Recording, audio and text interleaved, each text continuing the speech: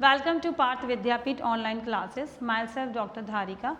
Last class में हम लोगों ने सेल देखा, सेल का स्ट्रक्चर, ऑर्गेनल्स के फंक्शंस।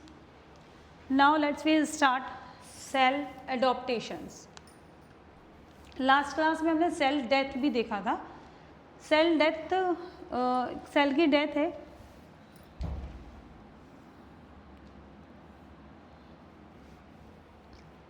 क्या होता है सेल डेथ, एक बार मैं फिर से बता देती हूँ आप लोगों को।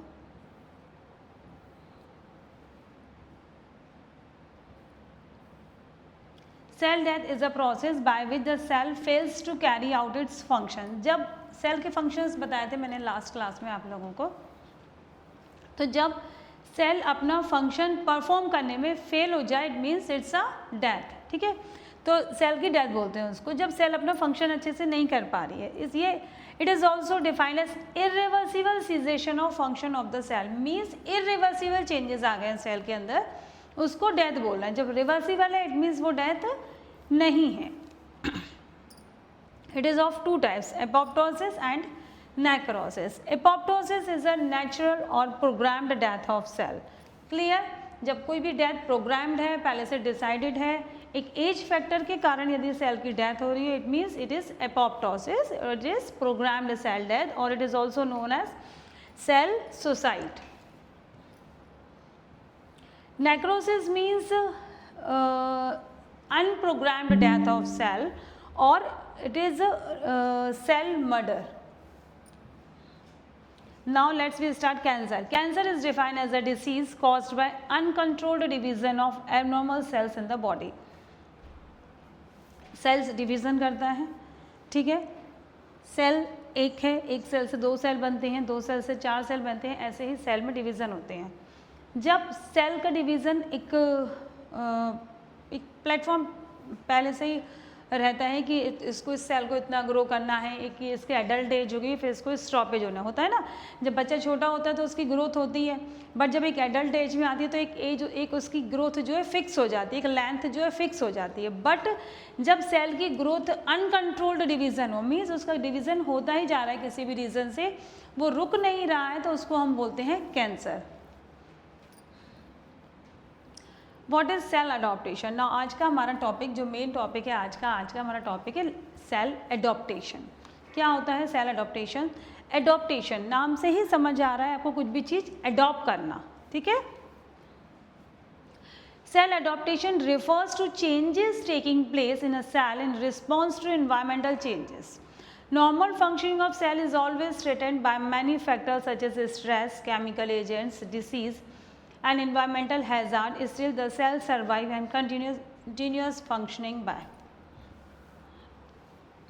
by means of adaptation. Only during extreme conditions cell fails to withstand hazardous factors which result in destruction and death of cell. Cell हो या फॉर एग्जांपल जैसे सेल है या हम भी हैं, तो हम सर्वाइव कर रहे हैं ना, लेकिन बहुत सारे एक्सटर्नल ऐसे फैक्टर्स आते हैं, ऐसे कॉज आते हैं जो कि हमें उनके अकॉर्डिंग अपने आप को यूज़ करना, अपने आप को उसके अकॉर्डिंग अडॉप्ट करना पड़ता है उस एनवायरनमेंट को। जैसे सर्दी आई, गर्मी आई, कभी तूफान आता है, तो वेदर चेंज होते रहते हैं, तो उसके अकॉर्डिंग आप क्या करते हो, अपने आप को अडॉप्ट करते हो। तो क्यों? सर्वाइव करने के लिए। बहुत सारे एक्सटर्नल इवेंट्स आते हैं ऐसे, जब सेल को उसके अकॉर्डिंग अपने आप को अडॉप्ट करना पड़ता है, ठीक है। लेकिन कभी कभी ऐसा होता है कि सेल अडॉप्ट करना जब फेल हो जाता है, उसके अकॉर्डिंग अपने आप को नहीं कर पाता, मेंटेन नहीं कर पाता उस मीडियम के अकॉर्डिंग अपने आप को, तब सेल की डेथ होती है और सेल के फंक्शन जो है वो डिस्ट्रक्ट होते हैं। अदरवाइज सेल पूरी कोशिश करता है कि जो भी एक्सटर्नल कॉज है, एक्सटर्नल फैक्टर है, उसके अकॉर्डिंग अपने आप को वो मेंटेन करके चले। क्लियर? तो cellular adaptations occurs by any of 6 mechanism. तो जो सेल एडाप्टेशन होता है वो 6 टाइप के होते हैं।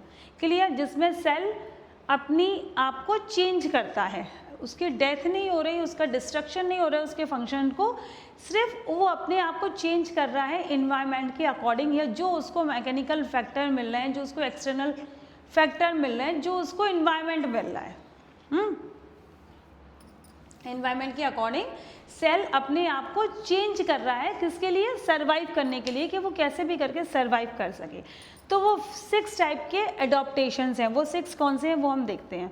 First is atrophy. Atrophy, atrophy means जब सेल की साइज छोटी हो जाती है उसको हम बोलते हैं एट्रॉफी।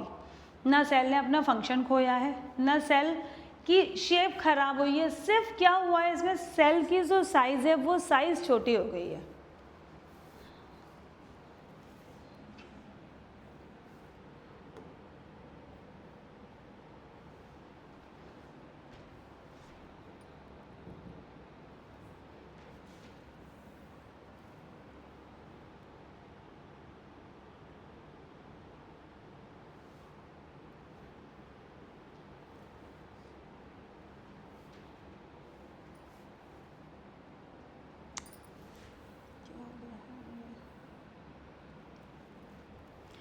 ठीक है, इसमें क्या होता है,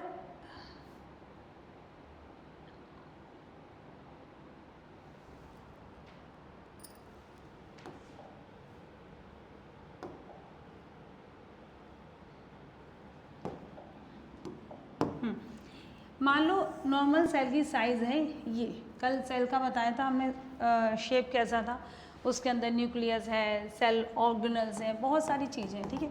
तो एट्रोफी में क्या होता है, cell same as it is, ऐसा का ऐसा ही, बस सेल की जो साइज़ है वो छोटी हो जाती है, उसके अंदर भी न्यूक्लियस होगा, सेल ऑर्गेनल्स होंगे, जो था साइटोप्लाज्म होगा, सब कुछ होगा, सिर्फ सेल की साइज़ छोटी हो रही है, उसको हम बोलते हैं atrophy. Atrophy means decrease in size of cell, ये है इसकी बहुत ही इंपॉर्टेंट लाइन एट्रोफी की। Atrophy means decrease in size of cell, means cell की साइज छोटी होना, उसको हम बोलते हैं atrophy. Atrophy of a greater number of cell results in decreased size or wasting of concerned tissues, organ or part of tissues. Atrophy is of 2 types, physiological atrophy and pathological atrophy.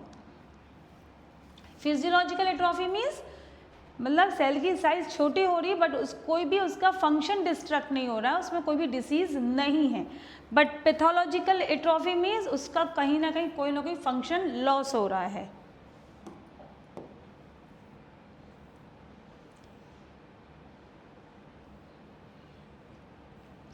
For example physiological atrophy, physiological atrophy means अगर आप workload कम कर रहे हैं, exercise कम करते हैं, तो आपकी cell की साइज जो है वो छोटी हो जाती है। पैथोलॉजिकल एट्रोफी किसी डिसीज़ के कारण यदि सेल की साइज छोटी हो रही है, उस वजह से यदि आपके बॉडी के फंक्शंस कम हो रहे हैं, लॉस हो रहे हैं, तो उसको हम बोलेंगे pathological atrophy. Hypertrophy, atrophy cell की साइज छोटी होना, हाइपरट्रॉफी मीन्स सेल की साइज बड़ी होना। Hypertrophy is the increase in size of cell. Hypertrophy of many cells results in enlargement और ओवरग्रोथ ऑफ एन ऑर्गन और पार्ट ऑफ बॉडी। ठीक है, what is hypertrophy? Hypertrophy means जब cell की size बड़ी हो रही है।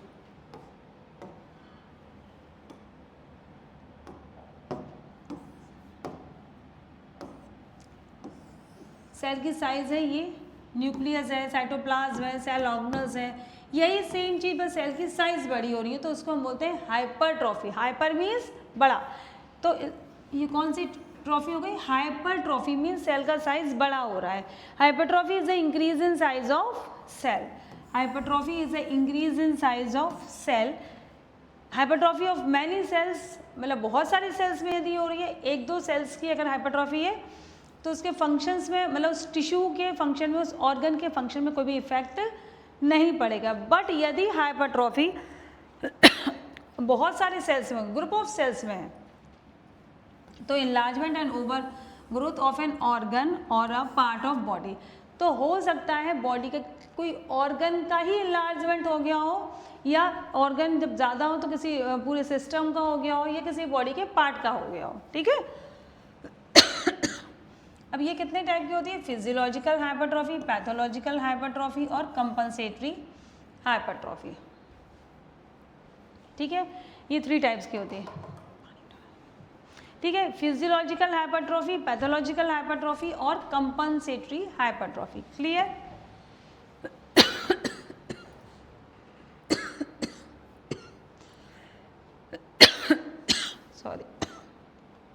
Next is hyperplasia. अब ये हाइपरप्लेजिया क्या होता है? Hyperplasia is increase in number of cell due to increased cell division. ठीक है, हाइपरप्लेजिया क्या होता है? Increase in number of cell due to increased cell division. मतलब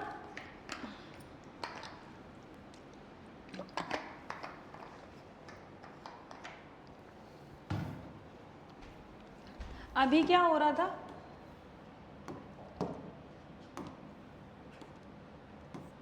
सेल की साइज, जैसे ये नॉर्मल सेल है, तो यदि ये साइज छोटी हो रही थी तो एट्रोफी, यदि ये साइज बड़ी हो रही थी तो हाइपरट्रॉफी। क्लियर?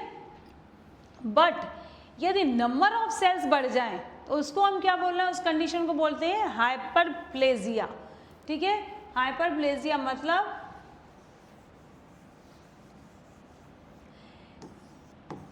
जब नंबर ऑफ सेल बढ़ रहे हैं, ध्यान रखना, जब नंबर ऑफ सेल्स बढ़ते जा रहे हैं तो इस कंडीशन को हम बोलेंगे hyperplasia. Hyperplasia is a increase in number of cells due to increase cell division. क्यों नंबर ऑफ सेल्स कैसे बढ़ते हैं? 1 से 2, 2 से 4 कैसे होते हैं?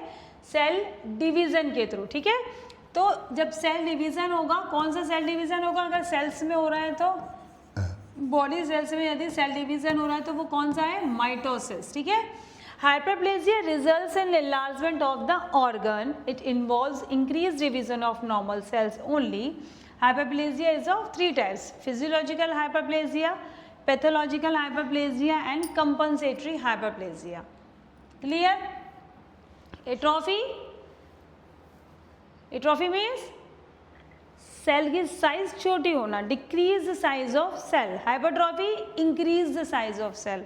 Hyperplasia means increase number of cell. Dysplasia. Dysplasia is a condition characterized by abnormal change in size, shape and organization of cell. It is not considered as true adaptation and it is suggested as related to hyperplasia. It is common in epithelial cells of cervix and respiratory tract. Dysplasia is a condition by abnormal changes in size, shape and organization of cell. इसमें ना तो cell की size छोटी हो रही है, ना ही cell की साइज बड़ी हो रही है, ना नंबर ऑफ सेल्स बढ़ रहे हैं। डिस्प्लेजिया में क्या होता है? सेल का जो शेप है,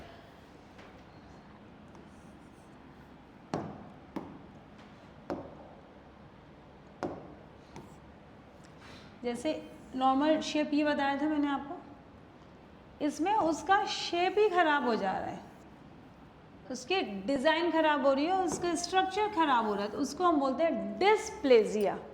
क्या बोलेंगे उस कंडीशन को? Dysplasia. It is a condition characterised by abnormal changes in the size, shape and organisation of the cell. Clear? Dysplasia में कोई कंफ्यूजन किसी को?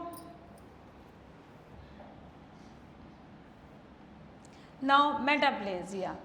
Metaplasia is a condition that involves replacement of one type of cell with another type of cell. Means metaplasia क्या होता है? ये एक condition है जिसमें ना ही सेल का साइज छोटा हो रहा है, ना बड़ा हो रहा है, ना खराब हो रहा है, फिर क्या हो रहा है? इसमें एक टाइप की सेल कन्वर्ट हो जाती है दूसरी अनदर टाइप ऑफ सेल में। ठीक है, ये भी 2 टाइप्स के होते हैं, physiological metaplasia and pathological metaplasia.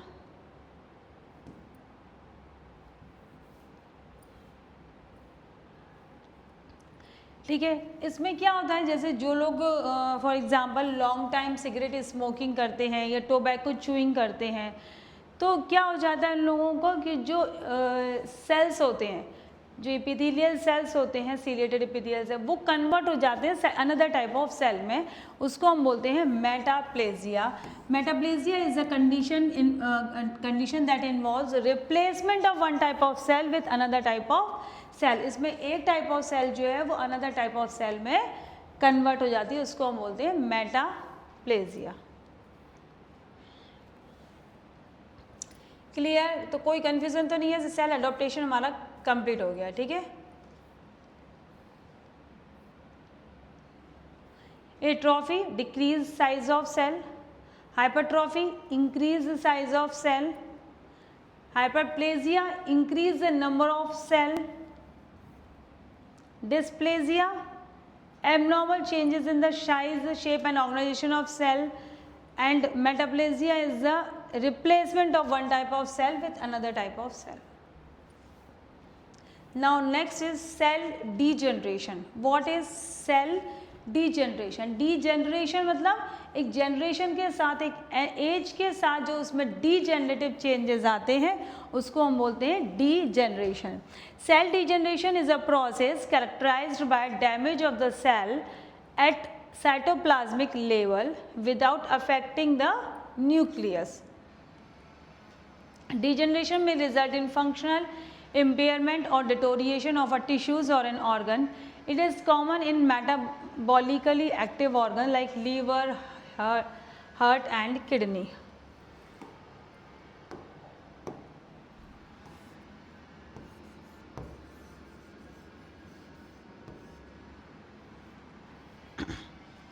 Degeneration means क्या होता है? सेल एक एज के साथ खराब होता जाता है. आपने देखा ना कि बहुत सारे लोग ओल्ड एज के हो जाते हैं तो उनके घुटनों में इतना दर्द होता है कि वो चल नहीं पाते. बोलते हैं ना उसमें क्या हो गया? डीजेनरेटिव चेंजेस आ गया. किडनी फॉर एग्जांपल, किडनी आज हम एडल्ट एज में जो किडनी जितना अच्छे से फिल्टर कर रही होगी, क्या ओल्ड एज में वो किडनी उतना अच्छा फिल्टर कर सकती है? नहीं. क्यों? ऐसा क्या हो गया एडल्ट एज में और ओल्ड एज में? क्यों? क्योंकि उस किडनी में जो एक ओल्ड एज की किडनी है उसमें डीजेनरेटिव चेंजेस आ गए हैं. ठीक है. तो डीजेनरेशन मतलब होता क्या है? Degeneration means is a process. एकदम से कोई भी चीज़ नहीं खराब हो जाती. It is a process characterised by damage of the cells, जिसमें सेल डैमेज हो जाते हैं एट साइटोप्लाज्मिक लेवल. सिर्फ जो सेल डैमेज हो रहा है उसका जो साइटोप्लाज्म था जिसमें सारे ऑर्गेनल्स फ्लोट कर रहे थे, ये वाला जो पार्ट था, सिर्फ वहाँ पर डीजेनरेटिव चेंजेस आते हैं. न्यूक्लियस पर कोई भी इफेक्ट नहीं पड़ता. Without affecting the nucleus, nucleus में कोई भी इफेक्ट नहीं होता इसमें. डीजेनरेशन में रिजल्ट इन फंक्शनल इम्पेयरमेंट. यदि किसी भी सेल में डीजेनरेटिव चेंजेस आ रहे हैं, इट मीन्स वो अपना फंक्शन ठीक से परफॉर्म नहीं कर पाएगा. Impairment and deterioration of a tissue और एन ऑर्गन. अब जहाँ के भी वो सेल्स होंगे उस ऑर्गन में, उस फंक्शन टिश्यू में वहाँ का परफॉर्म फंक्शन नहीं हो पाएगा. It is a common in metabolically active age. किस किस ऑर्गन में मतलब कॉमन होता है? Liver, heart and kidney. पूरी बॉडी में जितने भी सेल्स हैं सब में डीजेनरेटिव चेंजेस आते हैं, बट कॉमन साइड जो है liver, heart and kidney. Cell ageing क्या होता है? Cell ageing is a gradual structural and functional changes in the cell that occurs over passage of time. जैसे जैसे टाइम होता जाता है धीरे धीरे सेल्स में ग्रेजुअल चेंजेस आते रहते हैं. सेल एजिंग हम नहीं बोलते अभी एज हो गई, दिखता नहीं है ठीक से. क्यों? क्योंकि एक एज हो रही है. तो सेल एजिंग, जब सेल की भी एज होती जाएगी तो कहीं ना कहीं उसके फंक्शन भी डिटोरिएट होते जाते हैं. Stem cells. What is stem cells? Stem cells are the primary cells capable of reforming themselves through mitotic division and penetrating into specialized cells. These cells serve as repair system of the body and are present in all multicellular organism. Stem cells क्या होता है? Stem cells stem cells means जब body में कभी ऐसी situation आ जाती है तो वो सेल्स होती हैं जो उसमें रीग्रोथ करवाती हैं. मतलब जब वो सेल्स डाई होने लगती है, मर जाती है, तो ये उसमें क्या करवाती है? उसमें उसको उस कैपेबल बनाती हैं उस सेल को कि उसमें फिर से चेंजेस आने लगते हैं और वो अपने आप को रीग्रोथ कर लेती है, रिपेयरमेंट कर लेती है. ठीक है. Stem cells clear. तो सेल ऑलमोस्ट कंप्लीट हो चुका है. सिर्फ सेल डिवीज़न इस वाले टॉपिक में बचा हुआ है, सेल डिवीज़न. तो हम नेक्स्ट क्लास में सेल डिवीज़न लेंगे. सेल क्या होता है? What is cell? It is a structural function unit of kidney. Cell का स्ट्रक्चर, उसके क्या क्या उसके अंदर था, हमने सेल का स्ट्रक्चर 3 पार्ट्स में पढ़ा था. Cell membrane, nucleus and cytoplasm. Cell membrane के भी हमने फंक्शन देखे, सेल ऑर्गेनल्स भी देखे, सेल ऑर्गेनल्स के फंक्शन भी देखे हैं. सेल एडॉप्टेशन और सेल डेथ देखा, ठीक है। तो ऑलमोस्ट सेल कंप्लीट हो गया। इसमें कोई भी क्वेरी है आपको, कोई भी क्वेश्चन, तो अपने क्वेश्चन आप पूछ सकते हैं, अपनी कन्फ्यूज़न को दूर कर सकते हैं। क्लियर? Thank you.